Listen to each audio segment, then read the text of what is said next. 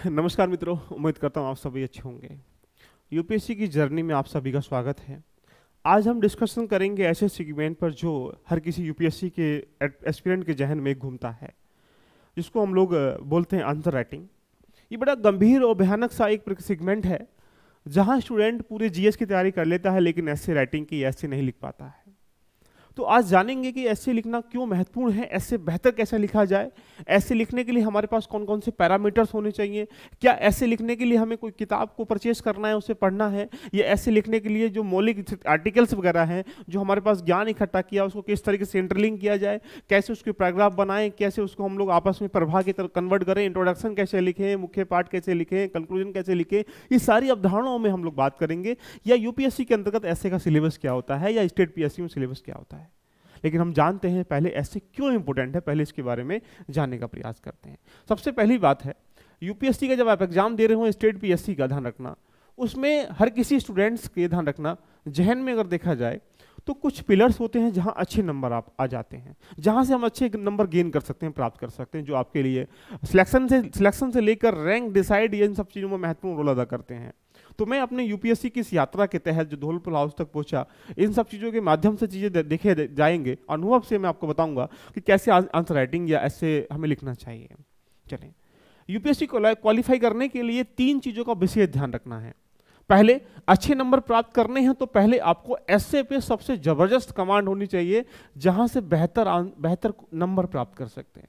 Number 2 अगर pillar की हम लोग बात करेंगे तो वो पिलर है, ध्यान रखना, जिसको GS4 या हम लोग इथिक्स कहते हैं, ध्यान रखना, उस पर कमांड होनी चाहिए। और नंबर 3 जो आपका कमांड होनी चाहिए वो आपका ऑप्शनल, जो आपके चेहरे को, आपके प्रतिबिंब को प्रदर्शन करता है कि भाई इस स्टूडेंट्स का जो एक प्रतिबिंब है, जो ऑप्शन लिया है वो बहुत अच्छा है। अगर आपने इन तीनों चीज़ों पे काम कर लिया तो मीन्स में बहुत अच्छे नंबर आप प्राप्त कर सकते हैं। तो जिसमें इंपॉर्टेंट पिलर है ऐसे राइटिंग भी है, क्योंकि यहाँ अगर देखा जाए जीएस फर्स्ट में तो किसी के 100 नंबर 110 नंबर से ऊपर या 120 के अराउंड हो जाते हैं, लेकिन लोग ऐसे में 175 176 140 150 नंबर ले आते हैं, जिसका कोई सिलेबस नहीं है, जो आपने ज्ञान इकट्ठा किया उसी को इम्प्लीमेंट करना है।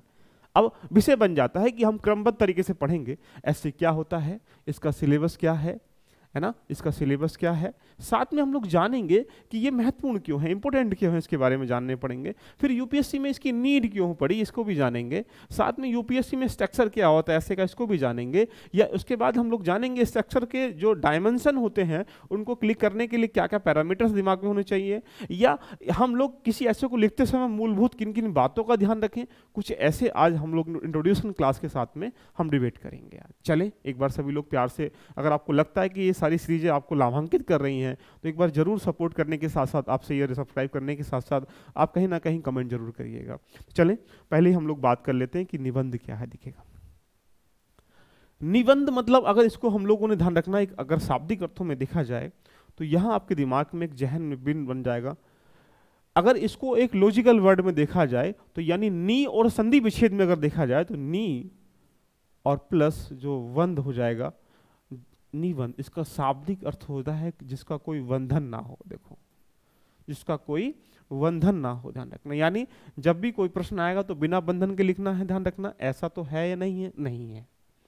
जैसे हमने, अब इसको अर्थ समझिएगा शाब्दिक अर्थों में, जैसे आपने यहाँ पे किसी जानवर को एक खूंटे से यहाँ बांध दिया, उसकी रस्सी जितनी लंबी होगी उतनी लंबी, ध्यान रखना, वो क्या करेगा, चारों तरफ वो घूम पाएगा। तो निबंध मतलब जिसका कोई बंधन नहीं है, ये तो गलत बात है, लेकिन जब जो भी प्रश्न आया है उस प्रश्न के आसपास होने वाले चीजों को आपको उस ऐसे में ओपन माइंड से सजाना है। यानी जो उसका मूल विचार है, जो उसका मूल प्रश्न है, जो उसकी मूल प्रवृत्ति है, उसके अनुरूप ऐसे को डिजाइन करना है। तो यदि अगर हम इसके सिलेबस पे जाके चर्चा करें बेटा, तो यहाँ एक प्रकार से सिलेबस अगर हम लोग देखें तो यूपीएससी ने सिर्फ क्या कह रखा है, सिलेबस के आधार पे अगर आप देखेंगे नोटिफिकेशन में तो यही लिखा है कि आशा की जाती है कि विचारों के साथ साथ ये आशा की जाती है कि निबंध के अंतर्गत आने वाले विचारों को, ध्यान रखना, क्रमबद्ध तरीके से रखते हुए एक संक्षेप में लिखना है। तो यूपीएससी का कोई निबंध का सिलेबस नहीं है, ध्यान रखना, लेकिन उसने ये कहा है कि अपने विचारों को या उस विषय के विचारों को उसके निकटवर्ती तरीके से, संक्षिप्त तरीके से डिनोट करना है। तो निबंध का कोई सिलेबस नहीं है, लेकिन यहाँ से कुछ ऐसे डायमेंशन होते हैं, ऐसे एरिया होते हैं जहां आप कुछ एरिया को, लगभग 10 से 15 एरिया ऐसे हैं कि अगर उनको रेडी कर लेंगे, मान लो वुमेन पे ऐसे आया, तो वुमेन पे कोई सा भी ऐसे आ जाए, ध्यान रखना आपको क्या करना, एक तुम्हारे दिमाग में आइडिया होंगे। एग्रीकल्चर पे कोई ऐसे आया तो कुछ दिमाग में आइडिया होंगे। टेक्नोलॉजी से कोई ऐसे आया तो आपके दिमाग में एक व्यू आइडिया होंगे। फार्मर से कोई ऐसे आया तो कोई आपके दिमाग में आइडिया होंगे। गांव और शहर से कोई ऐसे आया तो आपके दिमाग में कुछ आइडिया होंगे। तो यानी क्या करता है, सिलेबस निकटवर्ती तरीके से सस्ते हुए विचारों को प्रस्तुत करना है। अब रही बात इसकी आवश्यकता क्यों पड़ी, why need in UPSC exam, ये बड़ा गंभीर विषय बन जाता है। देखिए आइएगा, यूपीएससी क्या चाहता है आपसे, पहले इसको समझो। यूपीएससी आपके व्यक्तित्व का परीक्षण करता है, यूपीएससी आपके पर्सनैलिटी को चेक करता है। तो पर्सनैलिटी चेक करने का मतलब है कि आपके चीज़ों को रिप्रेजेंट करने का तरीका क्या है, आपकी सोच कैसी है, आपकी अंडरस्टैंडिंग समझ कैसी है, आपके विचार कैसे हैं, आपकी कम्युनिकेशन स्किल कैसी है। यही तो चेक किया जाता है यूपीएससी की पूरी यात्रा में, प्री से लेकर इंटरव्यू तक, कि आप एक प्रतिभा के धनी व्यक्ति हैं या नहीं। ध्यान रखना, आपके अंदर विचारों का जो क्रमबद्ध तरीका है वो बेहतर है या नहीं है। आपके दिमाग में कहीं कोई राजनीतिक, सामाजिक, आर्थिक क्रियाओं को जो एक क्रमबद्ध तरीके से देश के विकास की नीतियों से होने वाली क्रियाएं होती हैं वो एक प्रभावशाली है या नहीं है। तो यानी यहाँ यूपीएससी एक दर्पण के रूप में, ध्यान रखना, कि किसी स्टूडेंट का मुझे कि एक प्रतिबिंब चेक करना है, तो उस प्रतिबिंब को चेक करने के लिए आप किसी व्यक्ति का क्या देखेंगे, यही सब देखेंगे ना, कि उसके विचार कैसे हैं, उसका एक तरीका कैसा है, उसकी एक बिहेव कैसा है, उसकी भावना कैसी है समाज के प्रति, किसी हर चीज के प्रति। तो यूपीएससी क्या करता है, आपके व्यक्तित्व का परीक्षण करता है, यानी आपके व्यक्तित्व में वो झलक है या नहीं यूपीएससी बनने लायक। अब वो नहीं होगी तो फिर क्या होगा, ऐसे आप अच्छा नहीं लिख पाएंगे। आपके विचार अच्छे हैं, ठीक है भाई, गांव में अगर आप रहते हैं तो गांव के विचार अच्छे होंगे, कि शहर के लोग तो बेकार ही लोग होते हैं, शहर में तो हमेशा प्रदूषण ही होता है, शहर में लोग खान पान अच्छा नहीं करते हैं। आपने एक आइडिया बना लिया, लेकिन इसको बैलेंस कैसे करना है ये यूपीएससी एस्पिरेंट बताता है। तो यानी यूपीएससी में ऐसे क्या है, एक आपके दर्पण को चेक करते हैं, आपके प्रतिबिंब को चेक करते हैं, आपकी पर्सनैलिटी को चेक करते हैं, आपके विचारों को चेक करते हैं, आपके अंडरस्टैंडिंग समझने की शक्ति को चेक करते हैं। और जब ये चेक करेंगे तो आप प्रशासनिक चीजों में क्या ध्यान रखना, अच्छा आउटपुट दे पाएंगे। क्लियर है यहाँ तक? तो रिक्वायरमेंट क्यों पड़ी, ये नॉर्मल बातें हैं, लेकिन ये आपके पर्सनैलिटी का एक परीक्षण है। और पर्सनैलिटी का परीक्षण ऐसे होते हुए फिर आपको इंटरव्यू में भी देना है, लेकिन यहाँ वास्तविक परीक्षण है, यहाँ रिटन परीक्षण है, वहाँ पे आपको वोकल परीक्षण देना है। तो यहाँ से अगर क्वालिफाई करेंगे तो वहीं तो पहुँचेंगे बाद में ना। तो ये परीक्षण करने के बाद यूपीएससी सिलेक्शन की प्रक्रिया में आता है। क्लियर यहाँ तक? अब बात आती है कि महत्वपूर्ण क्यों है, ध्यान रखना, इसके बारे में समझेंगे और फिर आगे हम लोग बढ़ने का, वाई इंपोर्टेंट क्यों है। देखिएगा, जीएस के फर्स्ट पेपर, जीएस का 2 पेपर, जीएस का 3 पेपर, जीएस का 4 पेपर, सबके लिए बराबर है। और ये ऐसे भी बराबर है, ध्यान रखना, सबके लिए। अब उसके बाद यहां से हम लोग बात कर लेते हैं, जो ऑप्शनल है वो सबका अलग अलग है। अगर GS1 में जाएंगे तो हाईएस्ट 110, एक एवरेज लगा लाएं, 110 आ जाएगा। यहाँ भी 100, 110, 120 के अराउंड आ जाएगा, यहाँ 100 के अराउंड आ जाएगा। यहाँ आप जब जाते हैं तो लगभग 140, 150, 130 के अराउंड यहाँ ले आते हैं। तो यानी पहला गैप कहाँ रेडी किया, GS4 ने। नंबर 2 गैप जो यहाँ रेडी किया, ध्यान रखना, वो ऐसे गैप करता है। एक के 176 है, यहाँ पे एक के 80 है, तो यहाँ कितना गैप है। दूसरे वाले विद्यार्थी की यहाँ पे क्या है, 105 है, तो कितना गैप है, ओनली 5 का। और यहाँ पढ़ना क्या है, आप जीएस फर्स्ट में जाएंगे तो आपको हिस्ट्री भी पढ़नी है, आपको ज्योग्राफी भी पढ़नी है, आपको सोसाइटी भी पढ़नी है, इस हिस्ट्री में एंशिएंट आर्टिकल्चर भी पढ़ना है, इसमें वर्ल्ड हिस्ट्री भी पढ़नी है, इसमें कितना इसका संलिप्त तरीके से पूरा डाटा है। तो एक ऐसा सेगमेंट है कि जहाँ थोड़ी सी मेहनत करके अधिक नंबर प्राप्त किए जा सकते हैं। इसे कह सकते हैं, ध्यान रखना, एक प्रकार से स्मार्ट स्टडी। अब लगे पड़े हो जानने, ध्यान रखना, पूरी हिस्ट्री को, लेकिन वहां इतना नंबर आ ही नहीं पाएगा और वहां उसका रोल ही नहीं है इतना, तो क्या करना, वहां पीएचडी थोड़ी करनी, रिसर्च थोड़ी करना है, आपको यूपीएससी क्वालिफाई करना। उसके लिए आपको कुछ ऐसे कोर एरिया को नीड करना पड़ेगा कि जहां से मुझे नंबर मीन्स में अच्छे प्राप्त किए जा सकते हैं। उसमें पहला इंपोर्टेंट जो कोर एरिया है वो है एसए। क्लियर यहां तक? तो यदि क्यों इंपोर्टेंट है, आपने खुद समझा होगा कि एसए में बहुत आराम से अच्छे नंबर प्राप्त किए जा सकते हैं। अब बात कर लेते हैं यहां से, तो अब इसकी थीम कैसे बनेगी इसको भी हम तो समझेंगे, लेकिन इंपॉर्टेंट है, इसके बारे में जानेंगे। अगर हम यूपीएससी के अंतर्गत एसए के बारे में डिस्कशन करें तो जानते हैं कि यूपीएससी में मूर्त अमूर्त 2 प्रकार के एसओ का प्रचलन होता है। एक प्रकार के वो ऐसे होते हैं जिनका सामान्यतः हमारे जो हमने इकट्ठा किया है ज्ञान, लाइक जैसे पॉलिटी, हिस्ट्री, ज्योग्राफी, इकोनॉमी, इनसे इंटरलिंक करके आ जाता है। एक वो होता है ऐसे जो हमारे पास इन सब चीज़ों के पीछे एक लॉजिकल वर्ड होता है, प्रतिबिंब के पीछे प्रतिबिंब होता है, यानी एक प्रकार से कह सकते हैं सामाजिक वो घटनाएं जो जीवन में चल रही है उनको इंटरलिंक कैसे करना है, ध्यान रखना। अब यही क्वेश्चन यहाँ से आ जाए कि भारत के वो सपने जो हमें सोने नहीं देते, ध्यान रखना। अब कौन से सपने? एक आदमी बोलेगा कि महिला परेशान है, वो सपने सही हो जाए। एक आदमी बोलेगा कि भैया यहाँ पे किसान परेशान है, वो सही हो जाए। एक आदमी बोलेगा कि टेक्नोलॉजी परेशान, टेक्नोलॉजी हो जाए। तो सपने सबके सबके क्या होंगे? अलग होंगे, लेकिन सबका लिखने का तरीका भी अलग होगा। लेकिन जब एग्जामिनर चेक करेगा तो वहाँ पे इंटरलिंक चीजें कर पा रही नहीं कर पा रही, आपको देखना पड़ेगा। तो जब तक आप ऐसे को मल्टी डायमेंशन में नहीं लिखेंगे, मान लीजिएगा यहाँ अगर यूपीएससी में देखा जाए तो 2 खंडों में, ए खंड में और बी खंड में, ध्यान रखना, यहाँ भी 4 ऐसे दिए जाते हैं और यहाँ भी 4 ऐसे दिए जाते हैं। इट मीन्स मतलब आपको यहाँ से भी एक ऐसे लिखना है, यहाँ से भी एक ऐसे लिखना है। तो यानी 2 ऐसे को आपका चलन लिखना है। 3 घंटे के एग्जाम में आपको 2 ऐसे लिखने हैं, ध्यान रखना। और एक ऐसे की जो लिमिटेशन है, ध्यान रखना, 1000 से लेकर 1200 वर्डों के बीच में होती है। तो यानी आप कह सकते हैं कि एक ऐसे के लिए आपके पास 3 घंटे का मतलब 180 मिनट का टाइम है आपके पास। अब 180 मिनट में से आपको एक ऐसे के लिए 90 मिनट देने पड़ेंगे। इस 90 मिनट में से ध्यान रखना 10 से 12 मिनट के आसपास आप क्या करेंगे? पूरे ऐसे की फिल्म बनाएंगे और बाकी टाइम में इसको लिखेंगे। तो डिपेंड बन जाता है कि हम ऐसे का हमको डिस्क्राइब कैसे करें।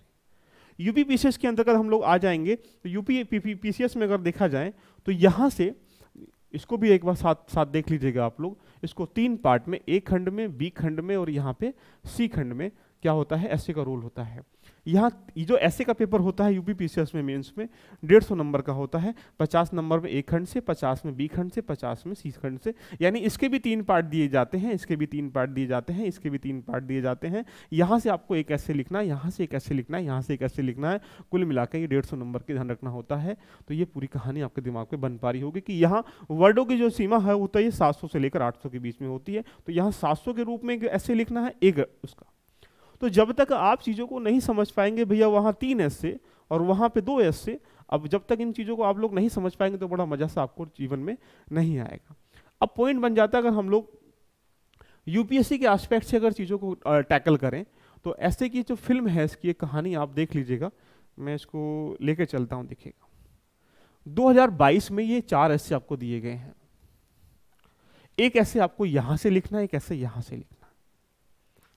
तो सबसे पहले हर किसी एस्पिरेंट का एक सपना होता है, इन चारों में से अगर एक चुनना हो तो किसको चुनूं? तो सबसे पहली कड़ी होती है कि निबंध ऐसा चुनना चाहिए जिसके आप मल्टी डायमेंशन बना सकें, जिस विषय पर आपकी पकड़ अच्छी हो, विषय मतलब जो टॉपिक है उस पर पकड़ अच्छी होनी चाहिए। और उसके पश्चात आपके पास कुछ ऐसे जो एक प्रकार से एरिया डिफाइन होने चाहिए जिस पे आप लिख सकें। कहीं ऐसा तो नहीं हो रहा कि आपने किसी विषय को देखा और एकदम से मजा आ गया, आपने लिखना स्टार्ट कर दिया। वो जब लिखना स्टार्ट कर दिया, एक पेज के बाद लगा कि आपको इससे अच्छा तो मैं दूसरे वाले ऐसे में लिख सकता था, या उसको सीक्वेंस वाइज नहीं सजा पाए तो आपको महसूस हुआ कि मुझे ऐसे लिखना नहीं आया। तो सबसे पहली जो नीड होती है वो नीड होती है कि उस ऐसे की विषय वस्तु को समझना कि उसमें हम परिपक्व हैं नहीं है। दूसरी नीड होती है कि उसको लिखने के लिए कुछ बिंदुओं को तलाश करना। बिंदु मतलब इसके कितने एस्पेक्ट बन सकते हैं, मल्टी डायमेंशन। मान लीजिएगा बहुत सारे क्वेश्चन यहाँ से बन जाएंगे, ध्यान रखना। तो उसके मल्टी डायमेंशन मतलब किसानों के प्रति क्या राय है, महिलाओं के प्रति क्या राय है, समाज के प्रति क्या राय है, टेक्नोलॉजी के प्रति क्या राय है, गाँव के प्रति क्या राय है, शिक्षा के प्रति क्या राय है। इस तरीके से अगर एक ऐसे में बहुत सारे अगर डायमेंशन लिखेंगे, ध्यान रखना, उससे क्या होगा? बेनिफिट होगा। इसको जरूरी होता है कि आप बिंदुओं का पहले दूसरे चरण में स्टार्ट करें। तीसरा पॉइंट बनता है कि बहुत सारे स्टूडेंट लिखना स्टार्ट कर लेते हैं। अब कभी आपको कोई पेड़ काटना हो तो पेड़ काटने के पहले अपनी आरी को चांटना पड़ेगा, आरी को रेडी करना पड़ेगा, उसको जल्दी कट जाएगा। इसका मतलब है कि यदि 90 मिनट आपको एक ऐसे में देना है तो लगभग 10 से 12 मिनट के आसपास पहले उसकी पूरा इंट्रोडक्शन, पूरी फिल्म यानी उसकी स्क्रिप्ट बनाने में टाइम दीजिएगा। स्क्रिप्ट मतलब अगर फिल्म हम स्टार्ट कर देंगे, पूरी कहानी नहीं बनेगी तो फिर बार बार रोकना पड़ेगा। इसका मतलब है कि पहले पूरी फिल्म को बना लो कि गाना कहाँ लगाना है, बोलना क्या है, कैसे कैसे उसको सीक्वेंस वाइज लगाना है। अगर ये बन जाएगा तो उसकी स्पीड क्या होगी? ऑटोमेटिकली बढ़ भी जाएगी और चीज़ों को आपस में इंटरलिंक करते हुए चलेंगे। नहीं तो हम जो पहले पढ़ते थे गाय हमारी माता है, गाय के 4 टांग होती हैं, ये ऐसे लिखा करोगे, है ना? ऐसे नहीं करना है। और दूसरा पॉइंट अगर आपने समझा कि रूपरेखा के बाद हम लोग प्रस्तावना और भूमिका पे आते हैं कि 4th पॉइंट में क्या करना है। अब प्रश्न बन जाता है कि प्रस्तावना भूमिका कैसे स्टार्ट करें। किसी घटना से स्टार्ट करें, किसी तथ्य से स्टार्ट करें, किसी कहानी से स्टार्ट करें, किसी स्लोगन से स्टार्ट करें। स्लोगन संस्कृत का भी हो सकता है, इंग्लिश का भी हो सकता है, हिंदी का भी हो सकता है। इस पे मैं एक एक करके बात करूंगा आपसे। क्लियर। मुख्य पाठ कैसे लिखें इस पे बात करूंगा, फिर विषय वस्तु की तलाश कैसे करें। तो यहाँ जानने का पर्पस इतना था कि 4 ऐसों में, जैसे देखो, छप्पर मरम्मत करने का समय तभी होता है जब धूप खिलती है। अब इसका अर्थ क्या है, देखो ये मूर्त है या अमूर्त है, कोई विद्यार्थी से कैसे रोके, ध्यान रखना। आप उसी नदी में दोबारा नहीं उतर सकते, मतलब अपने जीवन में जो कार्य कर चुके हैं उनको दोबारा नहीं कर सकते। एग्जाम्पल बेस में समझिएगा, भारत जो कार्य कर चुका है संधि समझौते द्वारा नहीं कर सकता, कर सकता नहीं कर सकता है। जोड़ो, कहां से तुम जोड़ना चाहते हो, ध्यान रखना।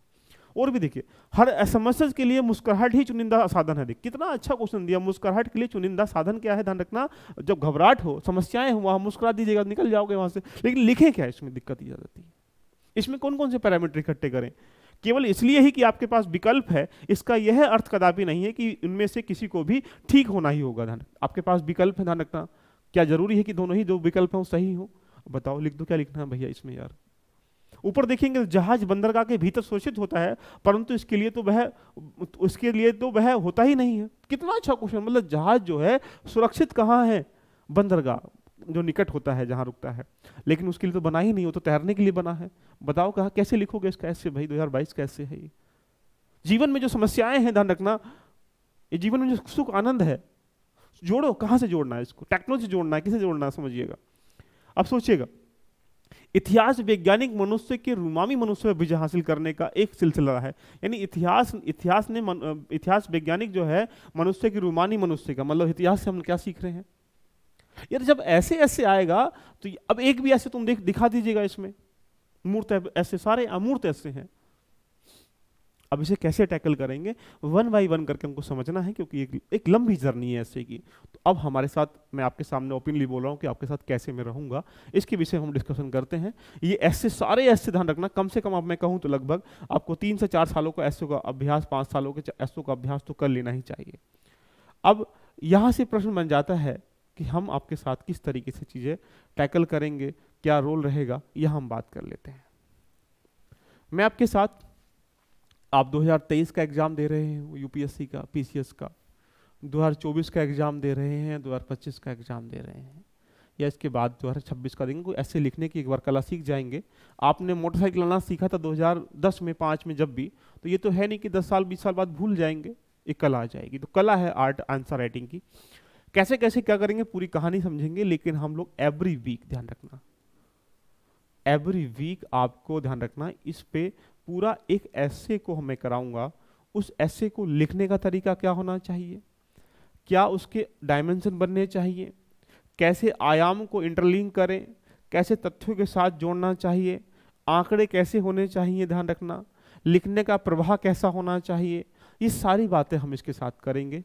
तो एक अभी जो कमिंग संडे है या नेक्स्ट जो भी है, ध्यान रखना, उसमें हम एक ऐसे लेके आते हैं और हर वीक में एक ऐसे करेंगे। आपके पास लगभग, जब तक आप 100 ऐसों का अभ्यास नहीं कर लेते हैं तो आपके पास आर्ट ऑफ ऐसे की नहीं आ पाएगी। तो दोस्तों मिलते हैं इस सीरीज में आगे हम लोग। एक बार जरूर प्यार से, अगर लगता है कि सीरीज आपको लाभान्वित कर पा रही है तो जरूर अपनी इन चीज़ों को एक दूसरे तक शेयर करिए, जो लगता है जिसको नीड है वो इनसे माध्यम से आप पूरा कर सकें। Love you all the best, enjoy करें इस यात्रा का। कैसी लगी आज की जर्नी तो एक बार कमेंट कर जरूर बताइएगा। मिलते हैं नेक्स्ट सेशन में। All the best, love you all, bye bye, take care.